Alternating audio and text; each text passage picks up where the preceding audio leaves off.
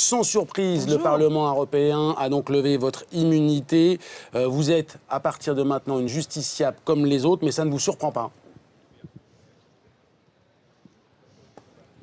Ah non, pas du tout, ça ne me surprend pas. J'ai là 30 cas, je les mettrai d'ailleurs sur le site du Front National, de députés européens dont l'immunité a été préservée parce que le Parlement a toujours considéré que qu'on ne pouvait pas poursuivre, si vous voulez, un député en fonction des propos qu'il tenait pour lui préserver justement sa liberté de parole et éviter que soient effectuées sur lui des pressions qui nuisent justement à cette liberté de parole. Je remarque que cette jurisprudence, qui est constante, vient d'être rompue. Pour moi, je suis un cas à part. Je ne peux pas être protégée parce que je suis une adversaire politique. Voilà, et peut-être une adversaire politique plus dangereuse encore que les autres, compte tenu de mes résultats dans les sondages ou dans les partiels. Bon, eh bien, ceci déshonore le Parlement européen, bien entendu. Je vous indique d'ailleurs que des levées d'immunité ont été réclamées par des parquets pour des faits de droit commun. Là encore, l'ensemble des députés de cette instance se sont protégés, même quand il s'agissait de protéger, par exemple, l'immunité de M. Cohn-Bendit, qui était poursuivi pour complicité de terrorisme. Bon. Mais quand Marine Le Pen dit une vérité, là, évidemment, il est hors de question de la défendre. Mais c'est pas grave, ça va permettre de remettre sur le devant de la scène ces sujets, et notamment celui de la laïcité, des violations de cette laïcité, Marine Le Pen, qui sont quotidiennes en France. La suite, pour vous, c'est donc une procédure judiciaire? Oui. Oui, c'est une procédure judiciaire, mais il ne faut pas s'y tromper, si vous voulez. Je suis poursuivie par le collectif de lutte contre l'islamophobie en France, qui poursuit aussi d'ailleurs M. Rioufol, un de vos confrères, pour des propos qui n'ont pas eu l'air de leur plaire. Bon.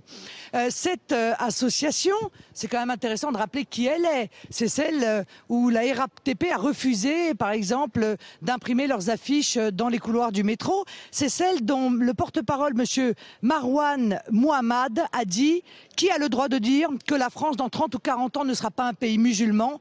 Personne n'a le droit de nous nier le droit d'espérer dans une société globale fidèle à l'islam. Voilà ce que disait le porte-parole de cette association qui me poursuit.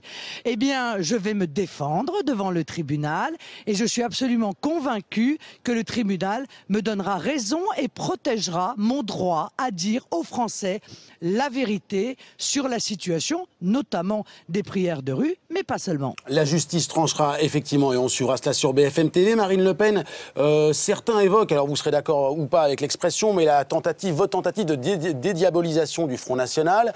Est-ce que le fait de confirmer ces propos qui vous sont reprochés aujourd'hui, ce n'est pas une brèche un peu dangereuse ?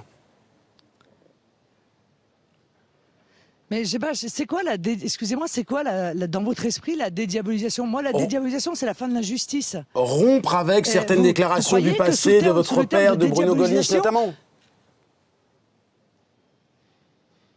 Mais monsieur, permettez-moi, moi j'assume mes propos. J'assume pas les propos des uns et des autres, j'assume les miens. Et ceux-là, je les assume. Et je les défendrai et je vous prouverai devant le tribunal qu'il ne s'agit là en aucune manière d'une quelconque provocation à la haine, comme croit pouvoir l'indiquer cette association, mais bien d'un constat qui est partagé par une majorité de Français. Et vous le savez, je crois que vous aviez évoqué vous-même sur votre antenne un sondage indiquant que les Français étaient majoritairement d'accord avec moi concernant précisément cette déclaration. Bon, par conséquent, qui est souverain? Le peuple est souverain? Ou alors c'est l'oligarchie qui est souveraine? Ou alors, qui détermine ce qu'on a le droit de dire et de ne pas dire? Vous? L'Assemblée nationale, le Parlement européen, les ministres, le président de la République. La justice, voilà. Marine Le Pen, la justice détermine ce qu'on a le droit de dire ou pas. J'en use, je crois, de manière... Pardon? Oui, la madame, justice. Mais la justice ne m'a pas encore condamné. Voyez-vous, le Parlement européen n'a pas encore la capacité. Le Parlement européen n'a pas encore la capacité de me condamner. Par conséquent, la justice ne s'étant pas prononcée, personne ne peut dire aujourd'hui si, comme je vous l'indique, ce procès ne fera pas apparaître que cette association mène un combat politique contre moi pour m'empêcher de dire la vérité sur les prières de rue, sur le voile, sur les violations de la laïcité laïcité qui sont quotidiennes en France. La preuve en est, d'ailleurs, il y a encore quelques jours, c'est une école maternelle qui a organisé un barbecue intégralement halal à Montpellier. Et on en reparlera, Marine Le Pen. Ça ne fait pas partie des violations de la laïcité qui méritent qu'on les dénonce.